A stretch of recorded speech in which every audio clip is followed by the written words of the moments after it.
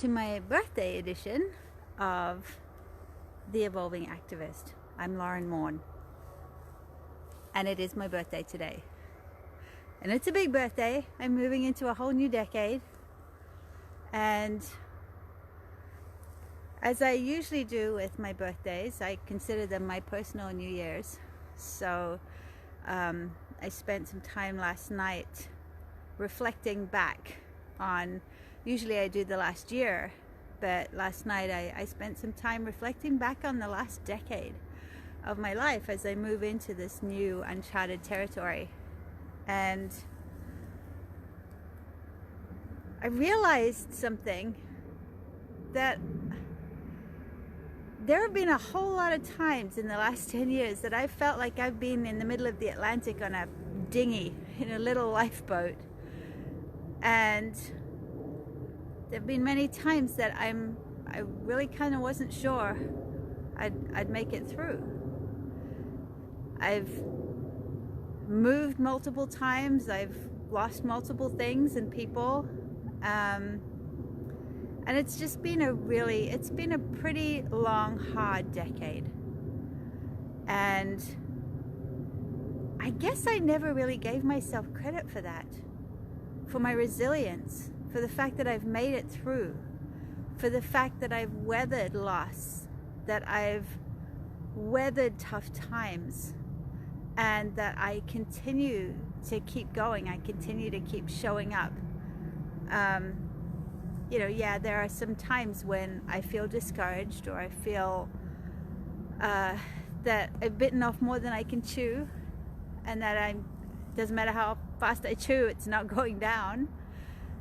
But in the end, every day I get back up and I keep going. And that's a big deal, frankly. And I'm not sure that we all give ourselves enough credit for our resilience, for how many more times we get back up after we've been knocked down. Get knocked down 7, get up 8 is really the bottom line, isn't it? And I credit my family with a lot of that. I credit my parents with the values that they raised me with, but I also credit the work that I've been doing on myself, the work that I've done on myself. I credit the fact that I know what my own personal values are, and that I can live in alignment with them, which gives me more reason to get up every day. I credit the beings in my life, human and non-human, that I love. They give me a why. But also, and I think this is a big deal, I credit the fact that I do have a why, that I have a vision for a better world. And I credit that with being my lifeline in pretty much the darkest hours, that I can sink into myself, that I can feel discouraged, but then realize that, we're not done yet. We're not done, keep going. It's that whole, I wanted to throw in the towel and God just threw it back at me and said, wipe your face, we're not done. That's pretty much what my last decade's been like.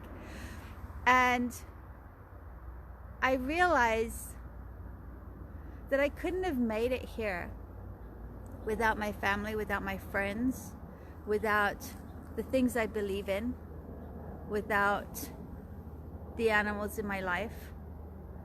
I couldn't have made it here without the personal work that I've done, the fact that I have processed grief and questioned values and dug in and come back to my why over and over and over again. And so that's my invitation to you tonight. Do you know what your why is? Viktor Frankl, amazing man, wrote an amazing book called Man's Search for Reason, or Man's Search for Meaning. Survived the camps at Auschwitz, because he had a why. And he went on to write this seminal book, really easy read, but very profound, Man's Search for Meaning by Viktor Frankl. And he also was a psychotherapist, and he would often, people would come to him in states of existential despair, and they'd say, you know, I just don't, I don't think I can carry on. I don't see a reason for living. And interestingly enough, he wouldn't say, oh no, don't do that. He'd say, well, why haven't you? You know, if you can't imagine continuing to live, why haven't you ended your life? And it would always come down to the why. It would come down to what is worth living for. I couldn't do that to my family, or I want to see my grandchildren grow up, or I haven't finished this important work that I have in the world, or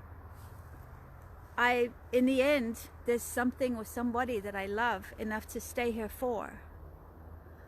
And sometimes I'm not sure we take enough time to honor our why, our beautiful why.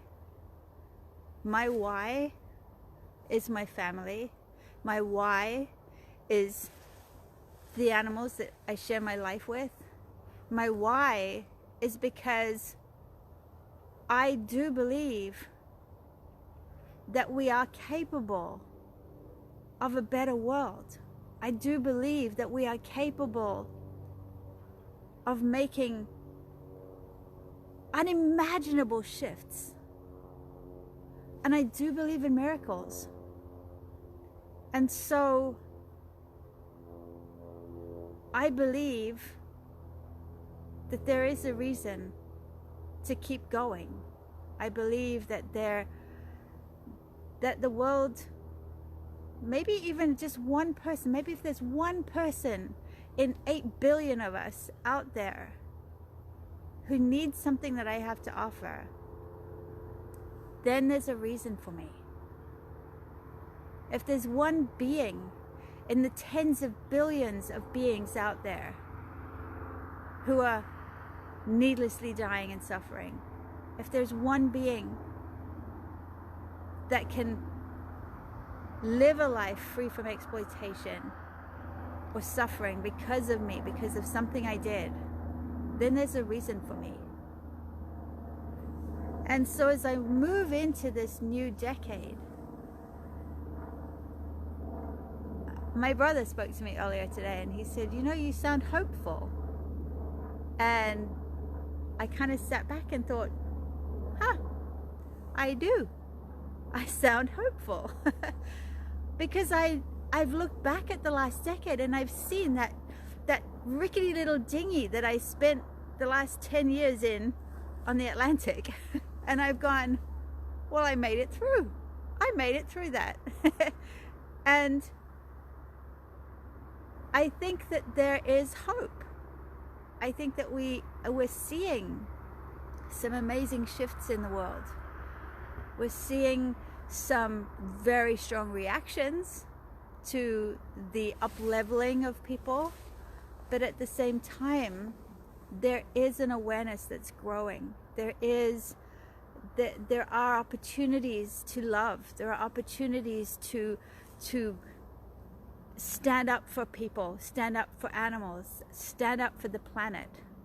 And, you know, if we're going to go down, I'm going to go down fighting, because there's a reason for me. And when I think about that, you know, I think about the client that came out to see Gift on the weekend. She said, I feel like there's something else I need to be doing, and I don't know what it is. And it was beautiful to watch her move out of her fear of staying where she was, in her predictable, safe, stable environment, and move towards what she was being called to do. Move into the uncertainty and the ambiguity, but also the hope and the belief that there's something bigger and better. And Gift and she spent some wonderful time just communing, sharing their kindred spirits, wounded, resilient, strong, and ultimately ready to step up and heal. And so that's why I'm looking forward to my new decade. I'm looking forward to a decade of building something, stepping into that calling, helping others step into theirs, helping others to be the activists in the world, the change makers in the world that they know in their hearts is why they're here. I'm looking forward to helping people to overcome those doubts, to connect with their values, to heal from trauma, so that we can make these miracles happen, so that we can make these enormous shifts that we're capable of. Because together, every single one of us who's doing our work, every single one of us who is getting out there and trying and being kind and helping others, we're changing the world. And our work's not done yet. So I'm hoping you'll join with me. If there's anybody that you know who needs to hear this message, please tag them. I want my life to be about encouraging people and bringing them home to their hearts. So leave me a comment. Tell me what you plan to do with your next decade. Tag a friend who needs encouragement. Tag a friend who's feeling like they're on that rickety little lifeboat out in the middle of the ocean. Let them know they're far more resilient than they think they are. And one day they'll look back and realize that. So with that, I bid welcome to my new year and to yours. And have a wonderful day or evening wherever you are in the world. I will catch you on the flip side.